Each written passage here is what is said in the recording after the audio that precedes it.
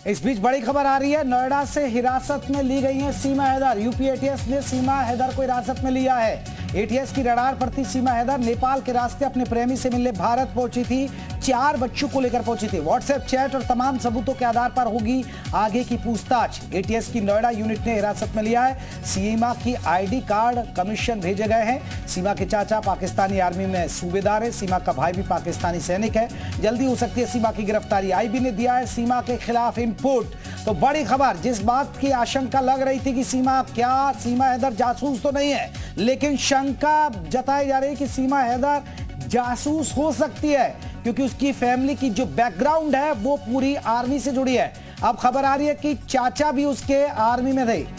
अजीत हमारे साथ, हमारे सहयोगी और ज्यादा अपडेट के साथ जुड़ गए। अजीत, ये बड़ी खबर है, सीमा हैदर को हिरासत में लिया गया एटीएस में, लेकिन जिस तरह की अटकलें लग रही थी कि कहीं सीमा हैदर जासूस तो नहीं है, कुछ आशंका लग रही है अभी। देखिए, बिल्कुल जब सीमा हैदर को एटीएस ने हिरासत में लिया, एक तरीके से कहा जाए पूछताछ के लिए ले गई है। ये भी कहा जा रहा है कि हो सकता है उसको लखनऊ के एटीएस मुख्यालय पर लाया जाए, लेकिन जो आईबी का इनपुट था उसको एटीएस पुख्ता कर लेना चाहती, क्योंकि देखिए पाकिस्तान में जिस तरह से बलूच डाकू ने धमकी दी, उसके बाद वहाँ हिंदू मंदिरों पर अटैक बोला गया, रॉकेट लॉन्चर मारा गया, और यहाँ जिस तरह से पाकिस्तान से दुबई और दुबई से नेपाल और नेपाल से हिंदुस्तान आ गई सीमा हैदर, तो कई सारे सवाल खड़े होते हैं। अब देखिए, उनके चाचा जो है वो पाकिस्तानी सेना में कमांडर है, उनका भाई पाकिस्तानी सेना में सूबेदार है यानी सैनिक है, और उसकी बहन अगर यहाँ आ जाती, किसी की भतीजी आ जाती, जो एक ही परिवार के 2 लोग पाकिस्तानी सेना से ताल्लुक रखते हो, तो निश्चित तौर पर शक की गुंजाइश जो है वो बढ़ जाती है। लिहाजा एंटी टेररिस्टल जो एटीएस है वो पिछले 3 दिनों से पूछताछ कर रही थी।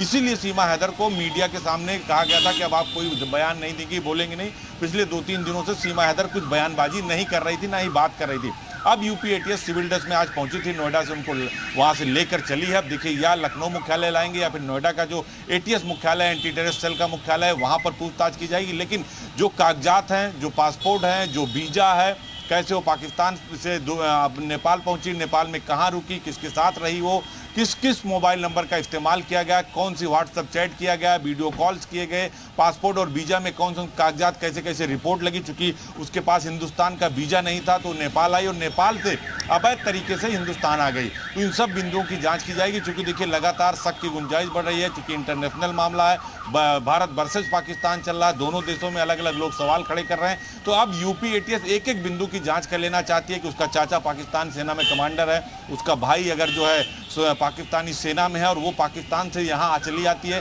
ऐसा नहीं है कि उनके परिवार को पता नहीं चला होगा, उसने अपना घर बेचा होगा, 12 लाख रुपए लिया और अचानक चली आई। तो इसके पीछे कौन कौन सी पृष्ठभूमि है, बहुत बड़े सारे सवाल हैं, जिसके इनपुट के आधार पर अब एटीएस सीमा हैदर से पूछताछ कर रही है। उसके साथ ही सचिन से भी पूछताछ हुई, जो उसका प्रेमी है उसके भी पूछताछ हुई है। तो पूरे मसले को जो तार एक दूसरे से जुड़े हुए हैं, उसको जो है एटीएस बिल्कुल पुख्ता कर लेना चाहती है कि कोई मसला फंसे तो जो बार बार ये कहा जा रहा है कि वो पाकिस्तानी जासूस हो सकती है, वो पाकिस्तानी की सेना की आईएसआई का हिस्सा हो सकती है। तो उन सब बिंदुओं पर जांच के लिए पूछताछ की जा रही है। अब सीमा हैदर को एटीएस को उन सवालों का जवाब देना होगा, जिसकी लंबी फहरिस्त एटीएस के पास है। उनके चाचा जो पाकिस्तानी सेना में कमांडर है, भाई सैनिक है, कैसे घर बेचा, कैसे अजीत अभी एटीएस इन तमाम इनपुट्स पर काम कर रही है, लेकिन ये तय है सीमा हैदर की मुसीबत तो बढ़ेगी।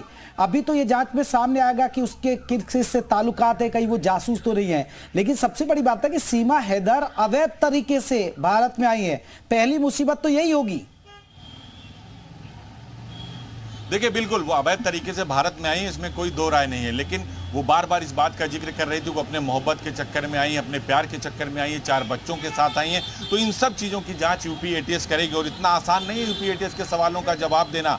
आपको एक एक बिंदु का जवाब देना होगा। जब सवाल खड़े होते हैं तो सवाल पूछे जाते हैं, और जब सवाल पूछे जाते हैं तो आपको बाकायदा एटीएस को उसके जवाब देने होंगे, और जवाब के साथ साथ सबूत देने होंगे। जो आप जवाब देंगे उसके सबूत भी देने होंगे। तो यूपी एटीएस कहीं कोई चूक नहीं करना चाहती, क्योंकि देखिए भारत की सुरक्षा का मामला है, बार बार आईएसआई का नाम आ रहा है, बार बार पाकिस्तान में उसका रिएक्शन हो रहा है, हिंदुस्तान में उसका रिएक्शन हो रहा है, वहां रॉकेट लॉन्चर दागे जा रहे हैं मंदिरों पर। तो निश्चित तौर पर अब यूपी एटीएस इस पूरे बिल्कुल, ये एक बड़ी खबर हमारे सहयोगी अजीत बता रहे हैं सीमा हैदर को लेकर। बहुत बहुत शुक्रिया अजीत तमाम जानकारी के लिए। सीमा हैदर को लखनऊ भी लाया जा सकता है, ये भी बड़ी खबर है, लेकिन अभी पूछताछ चल रही है।